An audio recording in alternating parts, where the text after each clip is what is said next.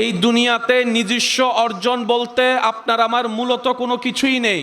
দুনিয়াতে অর্জন হয় আসল আপনার আমার যদি কোনো কিছুই থাকে, তার মধ্যে একটা হচ্ছে ঈমান আর একটা হচ্ছে নেক আমল। এই দুই অর্জন ছাড়া আপনার আমার জন্য মূলত দুনিয়ার থেকে নিয়ে যাওয়ার মতো নিজস্ব বলতে, নিজের বলতে আর কিছুই। চোখের পলকেই সেই হায়াত, সেই বাজেট, সেই ভিসা শেষ হয়ে যাচ্ছে। এখন চোখ খুলে সকালে যেমন আলো দেখি, সূর্য দেখি, এমন একটা সময় আসবে জীবনে চোখ খুলে আর দুনিয়ার আলো দেখার সুযোগ হবে না, কবরের জগৎটাই দেখা হবে। কত আপন মানুষ, কত চিরচেনা মুখ পৃথিবীর থেকে হারিয়ে গিয়েছে, যাদেরকে আর দেখার কোনো সুযোগ। আল্লাহ চাহে তো হয়তো হাসরের ময়দানে দেখা হতে পারে। এই পৃথিবীটা বড় স্বার্থপর। এই শব্দটা যে যত তাড়াতাড়ি বুঝে নিতে পারে, তার জন্য দুনিয়ার জীবন তত বেশি সহজ হয়ে যায়। বলেন সুবহানাল্লাহ। এই পৃথিবী কখনোই কাউকে আপন করে নেয়নি, কখনো নিবেও না। এই পৃথিবী কখনো কাউকে সারা জীবনের জন্য জায়গা দেয়নি, দিবেও না। সেজন্য বুদ্ধিমান যারা, তারা দুনিয়াতে থেকে চিরস্থায়ী যে জগতে থাকতে হবে সেই আখিরাতকে তারা সাজাতে শুরু করে। সুবহানাল্লাহ। ওনারা দুনিয়ার জন্য যতটুক করে তার চাইতে বেশি আখিরাতের জন্য করে। কারণ দুনিয়াতে আপনি যাই অর্জন করবেন মূলত সেটা আপনার অর্জন নয়। কামাবেন আপনি, মারা গেলে খাবে অন্যজনে। আরেকটু আওয়াজ। ঘর বাঁধবেন আপনি, থাকবে অন্যজনে। গাড়ি কিনবেন আপনি, চোখটা বন্ধ হলে সেই গাড়ির মালিকানা দাবিদার হয়ে যাবে অন্যজন। জমি আপনার কিনা, আপনি মারা গেলে সেটা ভাগ বটরাই হয়ে যাবে মালিক 4 জন 5 জন আপনার সন্তানে, পরিবারে, আত্মীয়র ভিতরে। এই দুনিয়াতে নিজস্ব অর্জন বলতে আপনার আমার মূলত কোনো কিছুই নেই। দুনিয়াতে অর্জন হয় আসল আপনার আমার যদি কোনো কিছুই থাকে, তার মধ্যে একটা হচ্ছে ঈমান আর একটা হচ্ছে নেক আমল। সুবহানাল্লাহ। এই দুই অর্জন ছাড়া আপনার আমার জন্য মূলত দুনিয়ার থেকে নিয়ে যাওয়ার মতো নিজস্ব বলতে, নিজের বলতে আর কিছুই। সেজন্য মুমিন বান্দা যারা, তারাও পৃথিবীতে ছিল, আছে, থাকবে। আমরাও আছি, ছিলাম, থাকব। সাধারণ বান্দা, মুমিন বান্দার পার্থক্য আছে। সাধারণ বান্দা দুনিয়ার ব্যথায় ব্যতীত হয়ে ভেঙে যায়, আর মুমিন বান্দা যারা নিজের অন্তরে নবী রাহমাতুল লিল আলামিনের প্রেমের শক্তিকে জায়গা দিয়েছে, অন্তরের গভীরে রবের উপর ভরসাকে জায়গা দিয়েছে, দুনিয়া তাদেরকে যত ভাঙতে চায় তারা নতুনভাবে আরো মজবুত হয়ে গড়ে ওঠে। সুবহান। সাধারণ বান্দা অল্পতে মন খারাপ করে, আর মুমিন বান্দা যারা, তারা মহা বড় বিপদকেও হাসি মুখে বরণ করে নেয়।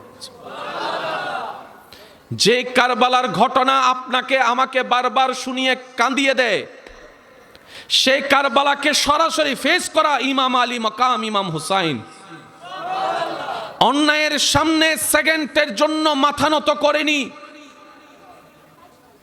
অন্যায়ের সামনে নিজেকে ছোট করেনি।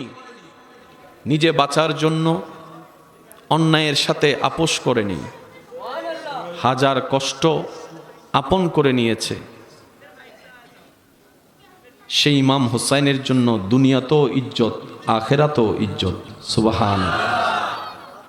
তো দুনিয়াতে যতদিন থাকবো, থাকবেন, ততদিন পর্যন্ত ঈমানের উপর যদি থাকতে পারি, ফিদ দুনিয়া হাসানাতাও ওয়া ফিল আখিরাতি হাসানা, আল্লাহ তাআলা বান্দার উপর এমন দয়া করবেন, দুনিয়াটাও তার জন্য আনন্দের হয়ে যাবে, আখিরাতও তার জন্য প্রশান্তির হয়ে যাবে। বলেন সুবহানাল্লাহ।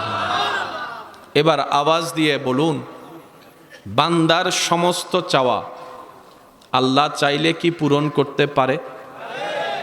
আওয়াজটা মনে হয় আরেকটু বড় হবে।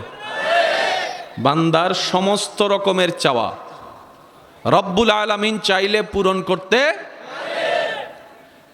আল্লাহ পূরণ করতে পারে সত্য, কিন্তু আল্লাহ তাআলা সবারটা তাড়াতাড়ি পূরণ করে না। কাউকে আজকে দেয়, কাউকে এক সপ্তাহ পরে দেয়, কারোটা একদিন আগে, কারোটা একদিন পরে। সেজন্য মুমিন বান্দারা কিচ্ছু না পেলে, দোয়া কবুল না হলে, চাওয়া পূরণ না হলে ওনারা হতাশ হয়ে মন ছোট করে না, কারণ ওনাদের অন্তর জানে আমার আল্লাহ যখন যা করেন বান্দার ভালোর জন্যই করেন। বলেন সুবহানাল্লাহ। আমার জন্য যখন যেটা কল্যাণকর আমার আল্লাহ আমাকে সেটাই দিবেন, তখনই দিবেন। ওই সময় আসা পর্যন্ত আমাকে রবের উপর ভরসা করে সন্তুষ্টির সাথে ধৈর্য ধরে চলতে হবে, তাহলে আল্লাহ তাআলা আমার জন্য দুনিয়াকেও কল্যাণ করে দিবেন। ইন্নাল্লাহা মা'আস সাবিরিনের নিয়ামত দান করে দিবেন। সুবহান। অস্থির হলে কোনো কিছু পাওয়া যায়? বলেন একটু। অস্থির হলে কোনো কিছু পাওয়া যায়? হারানো যায় অনেক কিছু। অস্থির হলে, অধৈর্য হলে আপনার ঘুম হারিয়ে যাবে,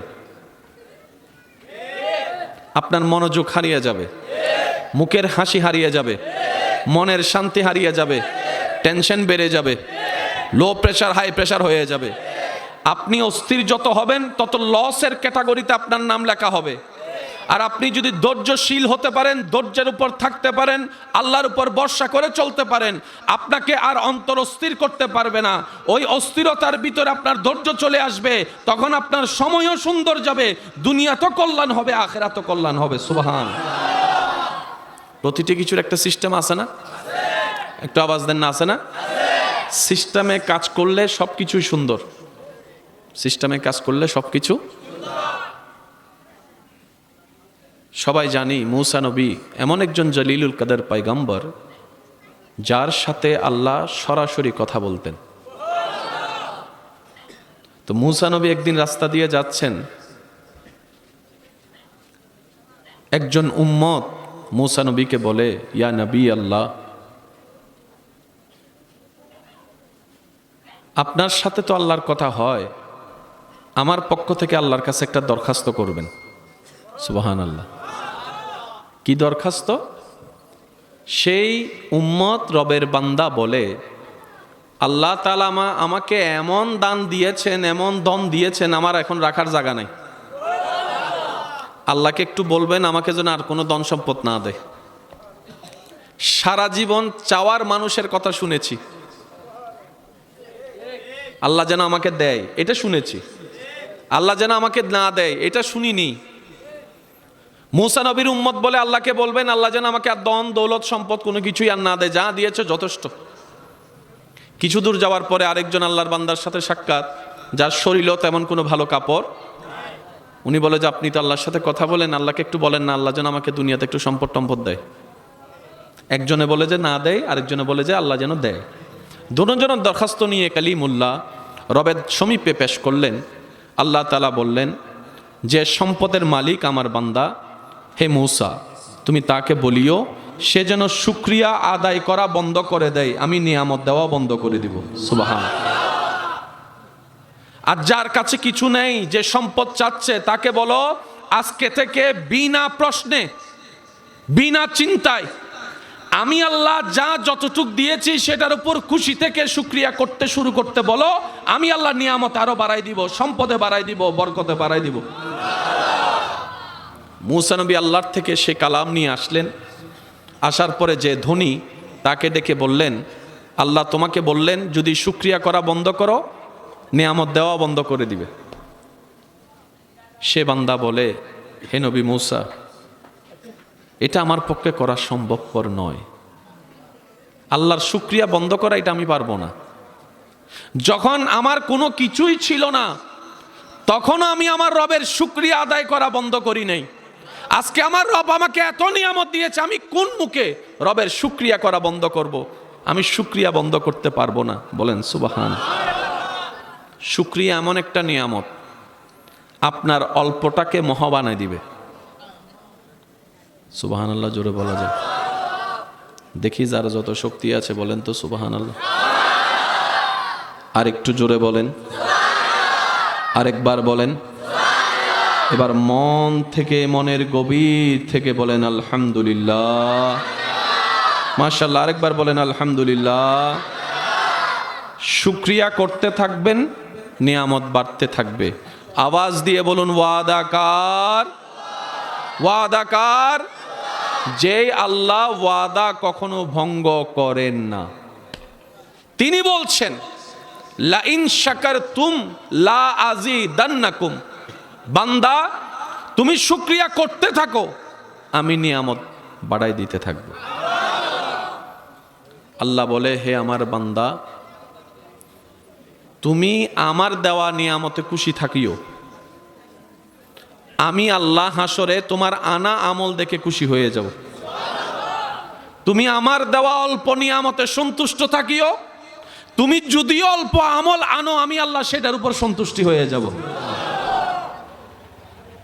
জীবনের সাথে বড় একটা সম্পর্ক হচ্ছে শুকরিয়া, যেটা আমরা হারিয়ে ফেলেছি। আল্লাহর ভরসা হারিয়ে যাচ্ছে আমাদের কাছ থেকে, শুকরিয়া আদায় করা হারিয়ে যাচ্ছে, বিনয়ী থাকা হারিয়ে যাচ্ছে, মায়া করা হারিয়ে যাচ্ছে, ভালোবাসা হারিয়ে যাচ্ছে। সব কিছুর মধ্যে কেমন জানি একটা আর্টিফিশিয়াল ভাব চলে এসেছে, যার কারণে আমরা অনেক কিছু পাওয়ার চাইতে হারিয়ে ফেলতেছি বেশি। টোটাল হিসাবে আমরা কেউ ভালো, বলেন না, আমরা কেউ ভালো, সবাই শুধু ভালো থাকার একটা ভাব নিই আর অভিনয় করি। সবার মুখে হাসি, বেশিরভাগ মানুষের মুখের হাসি কেমন জানি একটা ঠোঁটের হাসি, হৃদয়ের হাসি কেমন জানি দেখাই যায় না, যাবেই বা কোত্থেকে। আমরা তো সেই জায়গায় শান্তি দিই নেই যেখানে শান্তি দেওয়া দরকার। আমরা দেহকে শান্তি দিয়েছি, আমরা শরীরের শান্তি খুঁজেছি, রুহের শান্তি খোঁজার চেষ্টা করিনি। সেজন্য দেখবেন অনেক অট্টালিকার সম্পত্তির মালিকও অন্তর থেকে একটা অশান্তিতে থাকে, অস্থিরতায় থাকে। আবার অন্যদিকে শুকরিয়া আদায়কারী গরিব অসহায় বান্দার মুখেও মনের হাসির ছোঁয়া দেখা যায়। সুবহানাল্লাহ। আমাদের যা দরকার সব কিছু আল্লাহর ভান্ডারে আছে। আল্লাহ চাইলে দিতে পারে। নেওয়ার দায়িত্ব কাদের? বলেন না, নেওয়ার দায়িত্ব কাদের? আর আমরা নেওয়ার মতো নিতে পারি না। আমরা হারাতে পারি, আমরা নিতে পারি, আমরা নষ্ট করতে পারি, আমরা ধরে রাখতে পারি। আল্লাহ তাআলা প্রত্যেকটা বান্দাকে দয়া করেন। একজন স্বাভাবিক মানুষের দৈনন্দিন জীবনযাপন করার জন্য চারটা জিনিসের বড় দরকার। আমাকে একটু আওয়াজ দিয়ে সহযোগিতা করবেন যেন আমিও বুঝতে পারি আপনারা বুঝতে পারছেন। কয়টা জিনিসের দরকার? কাপড়, খাবার, পানি, নিঃশ্বাস। এবার আপনারাই সিদ্ধান্ত নেন, কাপড় বেশি দরকার না খাবার? খাবার বেশি দরকার না পানি? পানি বেশি দরকার না নিঃশ্বাস? এই চারটার ভিতরে সবচাইতে বেশি দরকার। কারণ নিঃশ্বাস যদি 2 মিনিট 3 মিনিট না থাকে, বাঁচার কোনো সুযোগ। মানুষের জীবনে দৈনন্দিন বেঁচে থাকার জন্য কয়টা জিনিসের দরকার? কাপড়, খাবার, পানি, নিঃশ্বাস। কাপড় যদি 6 মাসে একবারও না পাই, মারা যাওয়ার কোনো সুযোগ আছে? কিন্তু খাবার না পাইলে, খাবার যদি কোনো রকম 1 সপ্তাহ না পাই, বেঁচে থাকার সুযোগ আছে। কিন্তু পানি যদি 1 সপ্তাহ না পায়, বাঁচার সুযোগ। পানি যদি 1 ঘন্টা না পায়, বাঁচার সুযোগ। কিন্তু নিঃশ্বাস যদি 10 মিনিট না পায়, বাঁচার কোনো সুযোগ নেই। তাহলে সারা পৃথিবীর সমস্ত অহংকার, হিংসা, এই সেই যত কিছু সব আমি মানুষ, আমরা মানুষ। মানুষ বেঁচে থাকলেই তো আমিত্ব, মানুষ বেঁচে থাকলেই তো অহংকার, মানুষ বেঁচে থাকলেই তো হিংসা, মানুষ বেঁচে থাকলেই তো অত্যাচার, জুলুম করা, এগুলাই তো আমাদের জীবন। কথা বলেন ঠিক কি না? নিঃশ্বাসে যদি না থাকে, সম্পদওয়ালার সম্পদ কোথায়? নিঃশ্বাস যদি না থাকে, অহংকারীর অহংকার কোথায়? নিঃশ্বাসে যদি না থাকে, পৃথিবীর কোনো কিছুরই তো দাম নাই। বড় ডাক্তার, ইঞ্জিনিয়ার, এই সেই যত উপাধি আছে, মৃত্যুবরণ করার সাথে সাথেই সমস্ত নাম পাল্টিয়ে একটা নামে চলে আসে। যেই দেখে সেই আর ডক্টর, ডাক্তার, ইঞ্জিনিয়ার, বক্তা, আলেম আর বলে না, যেই দেখে সে বলে লাশ, লাশ, লাশ। কথা বলেন ঠিক কি না? লাশ ছাড়া যখন আর কেউ কথা বলে, এই নিঃশ্বাস যেটা রবের দান। আল্লাহ কেমন দয়াবান দেখেন, যে জিনিসটা বান্দার বেঁচে থাকার জন্য যত বেশি দরকার, সেই জিনিসটা আল্লাহ তাআলা বান্দাকে পাওয়ার জন্য তত বেশি সহজ করে দিয়েছেন। কাপড় আপনাকে কিনতে যেতে হয় অনেক দূরে, খাবার আপনাকে কিনতে যেতে হয় মোটামুটি কাছে, পানি আপনার ঘরের ভিতরে পাওয়া যায়, আর নিঃশ্বাস আপনি যেখানে থাকবেন আল্লাহ তাআলা আপনার কাছে অক্সিজেন নিঃশ্বাস পৌঁছায় দিচ্ছেন। পানি আপনাকে ক্যারি করতে হয়, ভাত আপনাকে টিফিন কানির মধ্যে নিতে হয়, কাপড় আপনাকে গিয়ে কিনে ব্যাগের মধ্যে রাখতে হয়। যে নিঃশ্বাস না থাকলে আপনার কাপড়ের দাম থাকবে না, খাবার থাকবে না, পানি থাকবে না। আল্লাহ তাআলা সেই নিঃশ্বাসকে আপনার নাকের সামনে এমনভাবে দয়া করে এনে দিচ্ছেন। শুধু তাই নয়, আপনি যখন ঘুমের মধ্যে দুনিয়ার খবর আপনার থাকে না, তখনও আল্লাহ তাআলা আপনাকে নিঃশ্বাস নেওয়ার সুযোগ করে দিচ্ছেন বিনা খবরে। বলেন সুবহান। তাকবীর, নারায়ে তাকবীর, নারায়ে রিসালাত, আহলে সুন্নাত ওয়াল জামাত, আল্লামা সৈয়দ মুকরম বারী সাহেব, দরবারে বারিয়া। মোহাব্বতের আওয়াজে একবার বলেন মারহাবা, আরো জোরে বলেন মারহাবা। নিঃশ্বাস আপনার নাকের কাছে, পানি আপনাকে নিয়ে খেতে হয় কিংবা কাউকে দিতে হয়। টিউবওয়েল থেকে চেপে না হয় কল থেকে নিয়ে আপনাকে পানি খেতে হয়, যেটা না পাইলেও 10 মিনিট বাঁচবেন আপনি। নিঃশ্বাস ছাড়া বাঁচা সম্ভব নয়। আপনি দোকানে, নিঃশ্বাস দোকানে, আপনি রাস্তায়, নিঃশ্বাস রাস্তায়, আপনি হাঁটে, নিঃশ্বাস হাঁটে, আপনি ঘুমাচ্ছেন, নিঃশ্বাস সেখানেও আল্লাহ তাআলা দান করে দিয়েছেন। বলেন সুবহানাল্লাহ। তাহলে সব কিছুর চাইতে দামি কি? আরো জোরে বলেন, সব চাইতে দামি কি? কাপড় কিনতে একটা বিনিময়, খাবার কিনতে, পানি কিনতেও আজকাল, নিঃশ্বাস কিনতে। কার নিঃশ্বাস কোত্থেকে আসতেছে এটা যদি শত্রু জানতো, যে গাছ থেকে আসতেছে গাছটাই কেটে ফেলতো। আমি কি বুঝাতে পারছি কথা? এমনও হতে পারে আপনার শত্রু আপনার গাছের, আপনার উঠানের গাছের নিঃশ্বাস নিয়ে বাঁচতেছে, এমনও হতে পারে। তা আল্লাহ তাআলা বলে আমি এনে দিচ্ছি, তোর কেন হিংসা লাগছে? আমার বান্দারে যারে যেটা মন চাই আমি দিব, তোর তো জ্বলার দরকার নাই। তুই তার সাথে নিজেকে তুলনা করিস কেন? সে তার জায়গায় শ্রেষ্ঠ, তুই তোর জায়গায় শ্রেষ্ঠ। বলেন না সুবহানাল্লাহ। প্রফেশনের অনেক দাম মানলাম, পৃথিবীতে সব ডাক্তার আছে, রুগী যদি একটাও না থাকে,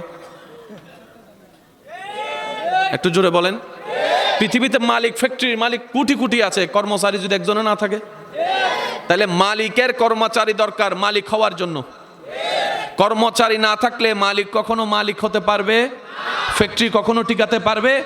আল্লাহ তাআলা মানব জীবনকে এমন ভাবে সেটিং করেছেন, কেউ কাউকে ছাড়া চলতে পারবে না, কেউ কারো থেকে বড় নয়, সবাই সবার জায়গায় শ্রেষ্ঠ। ড্রেন পরিষ্কার করে যে আমার অনেক ভাইয়ের আছে না নাই, ওনারা যদি সবাই ধর্মঘট করে আগামী 2 বছর আমরা কোনো ড্রেন পরিষ্কার করব না, যাব কই আপনি আমি? কারণ আপনার আমার পক্ষে তো ড্রেনে নেমে ড্রেন পরিষ্কার করা, একটু জোরে বলেন না, আরো জোরে বলেন, সম্ভব? সম্ভব? আল্লাহ তাআলা প্রত্যেকটা বান্দার জীবনে যা লাগে কাজ, সেই লাগে কাজের প্রতি মানুষের ভালোবাসা সৃষ্টি করে দিয়েছেন। কেউ কি ছোটবেলা থেকে, বেয়াদবি মাফ করবেন বুঝার জন্য বলছি, কেউ কি ছোটবেলা থেকে মুসি হওয়ার স্বপ্ন দেখে? তো বাংলাদেশে মুসি আছে না নাই? এই মুসিগুলো যদি না থাকতো আমাদের বাবারা এক জুতা দিয়ে 5 বছর কেমনে কাটাতো? কারণ বাবারা তো নিজে না পড়ে সন্তানকে পড়ায়। অনেক বাবার ভিতরের গেঞ্জির মধ্যে ছিদ্র হয়ে গিয়েছে, কিন্তু সন্তানের পোশাকগুলো একদম ভিআইপি ভাবে পরিয়েছে। ওই বাবা মুসির কাছে গিয়ে ওই জুতাটা সিলাচ্ছে যেটা 3 বছর আগে কিনেছে। আওয়াজ দিয়ে বলেন ঠিক কিনা? আল্লাহ তাআলা বলে বান্দা অহংকার করিও না,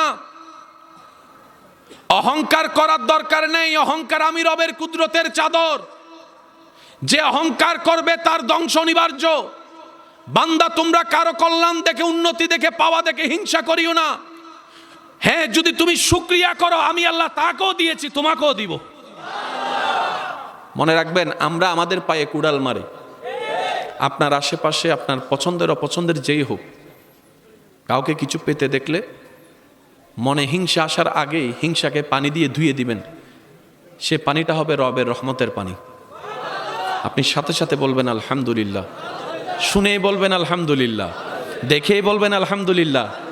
আপনি যখন অন্যের ব্যাপারে আলহামদুলিল্লাহ বলে রবের দরবারে শুকরিয়া করবেন, আপনার সেই শুকরিয়ার আওয়াজ যখন রবের দরবারে যাবে, রব্বুল আলামিন আপনার ওই শুকরিয়া করার কারণে নিয়ামতে আরো বাড়াই দিবে। হয়তো এমনও হতে পারে যার পাওয়া দেখে আপনি শুকরিয়া করেছেন তার চাইতে 2 ডবল আল্লাহ আপনাকে দিবে। কিছু কিছু কাজের মধ্যে লস আছে না নাই? আবার কিছু কিছু কাজ এমন আছে যেখানে লস বলতে কোনো শব্দ নাই। সুবহানাল্লাহ বলেন। ব্যবসার মধ্যে লাভ লস, ব্যবসার মধ্যে লাভ লস, প্রত্যেকটা কাজের মধ্যে লাভ লস, প্রত্যেকটা কিছুর মধ্যে লাভ লস আছে, ভালো খারাপ আছে।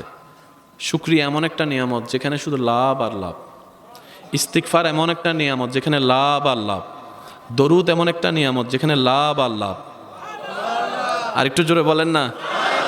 মওলার জন্য করা প্রত্যেকটা কাজে লাভ আর লাভ, লস বলতে কোনো শব্দ। সেজন্য বুদ্ধিমানরা সে জায়গায় ব্যবসা করে যেখানে লাভের হিসাব কল্পনার চাইতে বেশি। কোরআনের ভাষায় বেগাইরে হিসাব। রব বলে যে হিসাব ছাড়াও আমি তোমাদেরকে দান করতে প্রস্তুত আছি। জীবনে যতদিন বাঁচবেন মনে রাখবেন, অন্তরে বসিয়ে রাখবেন কথাগুলা। এই পৃথিবীতে আপনার আমার আমাদের আপন বলতে আসলে কেউ, সব কিছুই হচ্ছে সময়ের একটা চাহিদা মাত্র। সময়ের একটা, করোনাকালীন সময়ে ডাক্তারের যেরকম চাহিদা ছিল, ডাক্তারের যেরকম মূল্যায়ন, সম্মান, গুরুত্ব ছিল, করোনা যাওয়ার পরে ওই জিনিসটা তেমন। এটাই হচ্ছে দুনিয়ার আসল বাস্তবতা চিত্র। আপনি জীবন চলার পথে দেখবেন অন্যের ব্যথায় আপনার এখানে ব্যথা লাগে, কষ্ট লাগে, মায়া লাগে। যদি লেগে থাকে বুঝবেন আপনার ভিতরে মনুষ্যত্ব আছে। কিন্তু আপনার বিপদে কষ্টে দেখবেন যে আপনার আপন মানুষের চোখও পানি নেই, কিন্তু মুখের মধ্যে কোণার মধ্যে একটা হাসি আপনি খুঁজে পাবেন। আপনার ব্যথায় ব্যথা পাবে না, বরঞ্চ মুস্কি মুস্কি হাসতে পারে, এমন আপন আপনি পাবেন। তো মন ছোট করার দরকার নেই। দুনিয়া যখন আপনাকে কষ্ট দেয়, মূলত দুনিয়া বুঝিয়ে দেয় তুই আমার পিছে কেন ঘুরছিস। আমি কারো হই না, আমি কারো হই না, কাউকে ধরা দিই না। হ্যাঁ, যে আমার রবের হয় আমি দুনিয়া তার হই। আমি দুনিয়া কারো কথা শুনি না, আমি দুনিয়া কারো মন মতো চলি না। কিন্তু যে আমার রবকে খুশি করবে, আমার খালিকের গোলামি করবে, আমার মালিকের সন্তুষ্টির সামনে নিজের আমিত্ব সবকিছু বিলীন করে দিবে, আমি দুনিয়া তাকে বন্ধু রূপে গ্রহণ করে নিই। বলেন সুবহান। আল্লাহ তাআলা আমাদের সবাইকে একটু বুঝার তৌফিক দান করুন। ইসলামে ইবাদত আছে না নাই? মানব শরীরে 2টা জিনিস আছে, একটা হচ্ছে শরীর আর একটা হচ্ছে রূহ। কয়টা জিনিস? খাবার খেলে শরীরে পাওয়ার শক্তি পায়, ইবাদত করলে রূহে শক্তি পায়। আপনার আমার জীবন অ্যালাইভ করার জন্য দেহের শক্তির চাইতে বড় দরকার রূহের শক্তি। অনেকে কষ্ট সহ্য করতে না পেরে নেশা করছে, সুইসাইড করছে, আছে না নাই? ওনাদের রূহের পাওয়ার কম, সেজন্য তাড়াতাড়ি ভেঙে যায়। দুনিয়াতে টিকতে গেলে আপনাকে রূহকে শক্তিশালী করতেই হবে, দ্বিতীয় কোনো অপশনই নাই। কারবালার ময়দানে ইমাম হোসেন যে ট্র্যাজেডির সামনে সম্মুখীন হয়ে দাঁড়িয়েছেন, টিকেছিলেন কিভাবে? রূহের শক্তি ছিল, আল্লাহর দয়া ছিল। সুবহানাল্লাহ। আপনি আমি সামান্য প্রেসার বেড়ে গেলে টেনশনে কাইত হয়ে যায়, সে জায়গায় আইয়ুব আলাইহিস সালাম মহামারী কষ্ট রোগ আপন করে নিয়ে টিকেছিল, সসম্মানে মাথা উঁচু করে। রূহের পাওয়ার ছিল, রূহের শক্তি ছিল। আপনি আমি দুনিয়ার যে সমস্ত কষ্ট দেখে ভয় পেয়ে পিছনে চলে যায়, মুমিন বান্দারা সেখানে পাহাড়ের ভিতর দিয়ে রাস্তা দিয়ে হেঁটে চলে যায় আল্লাহর উপর ভরসা করে। সুবহান। রূহ যত শক্তিশালী হবে আপনার দুনিয়া অর্জন হবে, আখিরাত অর্জন হবে। ওই রূহকে শক্তিশালী করার জন্য যে খাবার দিতে হয় সেটাই হচ্ছে আল্লাহর জিকির। সুবহানাল্লাহ। যত এবাদতের সাথে সম্পর্ক রাখতে পারবো, যত এবাদতের সাথে আমি অন্তরকে লাগাই রাখতে পারবো, তত আমাদের রূহ শক্তিশালী হবে। যত রূহ শক্তিশালী হবে, তখন আপনার দেহ দুর্বল হলেও আপনি যে কোনোভাবে দুনিয়া অ্যারাইভ করে ফেলতে পারবেন। যারা যারা এতটুকু কথা বুঝতে পেরেছেন তারা একবার বলেন মারহাবা। আমার মনে হয় আওয়াজটা আর একটু বড় হবে। আমাদের রূহকে শক্তিশালী করার দরকার আছে না নাই? রূহকে দুর্বল করে দিচ্ছে, কিংবা আমাদের রূহ দুর্বল হলে খুশি হয় কে? কে? মানুষের রূহ দুর্বল হলে খুশি হয় কে? মানুষের রূহ শক্তি না পাক, এটা চায় কে? শয়তানে চাই আপনার রূহ যেন শক্তিশালী না হয়। এবার বুঝতে পেরেছেন কেন সারা রাত ঘুম আসে না? আজান শুনলে কেন ঘুম আসে? এমনে চললে কোনো কিছুই মনে আসে না, কেন নামাজে দাঁড়াইলে সারা দুনিয়ার কথা মনে আসে? আরো জোরে বলেন না। অন্য কাজে আপনি যেভাবে দৌড়াই চলে যেতে পারছেন, আজান শুনলেও কেন দৌড়াইতে যেতে পারেন না? এই একটা কারণে, কারণ রুহের মধ্যে পাওয়ার নাই, রুহের মধ্যে শক্তি নাই। আরো জোরে বলেন ঠিক কিনা? তাহলে শয়তানের সাথে যুদ্ধ করার ইচ্ছা আছে না নাই? আল্লাহকে খুশি করে কবরে যাওয়ার ইচ্ছা আছে না নাই? জান্নাতের পথে হাঁটার ইচ্ছা আছে না নাই? নবীর প্রেমে পাগল হওয়ার ইচ্ছা আছে না নাই? আল্লাহর ওলিদের জীবন আদর্শ অনুসরণ করার ইচ্ছা আছে না নাই? জীবনের সুখ পাওয়ার ইচ্ছা আছে না নাই? ইজ্জত শান্তি পাওয়ার ইচ্ছা আছে না নাই? কবরে শান্তি পাওয়ার ইচ্ছা আছে না নাই? হাসরে ইজ্জত পাওয়ার ইচ্ছা আছে না নাই? যদি থাকে তাহলে রূহকে শক্তিশালী করতে হবে। আর রূহকে শক্তিশালী করার জন্য আল্লাহকে সন্তুষ্টি করা ছাড়া, ইবাদতে মনোযোগী হওয়া ছাড়া দ্বিতীয় কোনো উপায়। 5 ওয়াক্তে 5 বার আজানের ডাকে যে নামাজে হাজিরা দেওয়া, এটা শুধু সওয়াব নয়, এটা আপনার রূহকে খাবার দেয়। এই পৃথিবীর অশান্তির কারণ কি গরু ছাগল নাকি মানুষ? একটু জোরে বলেন। মানুষের কি কি কারণে অশান্তি হয়? গালাগালি, রাগ, হিংসা, এগুলার কারণে তো অশান্তি হয়। আচ্ছা সত্যি করে একটা কথা বলেন, যদি মিলে আপনারা বলবেন, কখনো খেয়াল করছেন কিনা একটু দেখেন তো, অজু করার পরে কেমন জানি নিজের ভিতরে একটা পবিত্র পবিত্র ভাব লাগে, ফ্রেশ ফ্রেশ ভাব লাগে। পাইলে হ্যাঁ বলেন, না পাইলে না বলেন। আমরা কি আল্লাহর বলি? আমরা সাধারণ বান্দা। অজু করার পরে কেমন যেন একটা ফ্রেশ ফ্রেশ ভাব লাগে, মনে একটা শান্তি শান্তি ভাব লাগে। আচ্ছা ওই মুহূর্তে কেউ যদি এসে আপনাকে 2-4টা পচা কথা বলে, মন্দ কথা বলে, আপনি কি তার মন্দ কথা উত্তর দিবেন? গালি দিলে আপনি কি গালি দিবেন? আপনার সেই ইচ্ছাটা আসবে না। অন্য সময় হলে নাক ফাটাই দিবেন, অন্য সময় হলে আপনি নাক ফাটাই দিবেন, দেখবেন না ডান বাম কি হই যে তুই আরে চলা যে খেলা হইব। কিন্তু অজুটা করার পরে দেখবেন ভিতর থেকে একটা পাওয়ার কাজ করে, ওটা হচ্ছে রূহের পাওয়ার। কারণ রূহ খাবার পেয়েছে। জিকির যখন করা হয় রবের, রূহ খাবার পায়। দরুদ যখন পড়া হয়, রূহ তখন খাবার পায়। কোরআন তেলাওয়াত করা শোনা হলে রূহ খাবার পায়। তাহাজ্জুদ পড়া হলে রূহ খাবার পায়। রূহ যত খাবার পাবে, বান্দা তত শয়তানের বিরুদ্ধে যুদ্ধ করতে পারবে। বলেন সুবহানাল্লাহ। অজু করার পরে আর ঝগড়া করতে ইচ্ছা করে না। এই পানির অজু করতে করতে করতে করতে করতে করতে করতে যেদিন রবের দয়া হবে, আপনি রহমতের পানি দিয়ে দিলের ওযু করে ফেলতে পারবেন, সেদিন আপনার জীবনটা হায়াত তাইয়্যিবা হয়ে যাবে। আর একটু মহাব্বতের আওয়াজে, যেদিন রহমতের পানি দিয়ে দিলের ওযু হয়ে যাবে, সেদিন আপনি সাধারণ বান্দা থেকে রব চাহে তো ওয়ালি আল্লাহর পজিশনে চলে যেতে পারবেন। যেদিন দিলের ওযু হয়ে যাবে, সেদিন আপনার জবান থেকে গালি আর বের হবে না। আপনার মনের মধ্যে অন্যের জায়গা খাওয়ার লোভ আর আসবে না, অন্যের উপর জুলুম করার চিন্তা আসবে না। তখন আপনার মন মানসিকতাই হবে নিজে না খেয়ে অপরকে খাওয়ানো, নিজে না হেসে মানুষের মুখে হাসি ফুটানো। বলেন সুবহান। আল্লাহ তাআলা আমাদের সবাইকে বুঝার তৌফিক দান করুন। নিজে সুখে থাকতে চাইলে অন্যকে সুখে রাখতেই হবে। অন্যকে সুখে না রেখে নিজে সুখে কখনোই হওয়া যায় না। কারণ আপনি যখন রবের বান্দাকে কষ্ট দিবেন, ওই বান্দার রব কিন্তু আপনার হিসাবটাও মাথায় নিবে, চিন্তায় করবে। আমি কি বুঝাতে পারছি কথা? জোরে বলেন। কাউকে কষ্ট দিয়ে কখনো ভালো থাকা যায় না। আপনি যখন রবের বান্দাকে কষ্ট দিবেন, ওই বান্দার আল্লাহ কিন্তু আপনার হিসাবটা নিবে। আমার বান্দাকে তুই কষ্ট দিয়েছস, সেজন্য সুখদাতাকে খুশি করে এই সুখ নিতে হয়।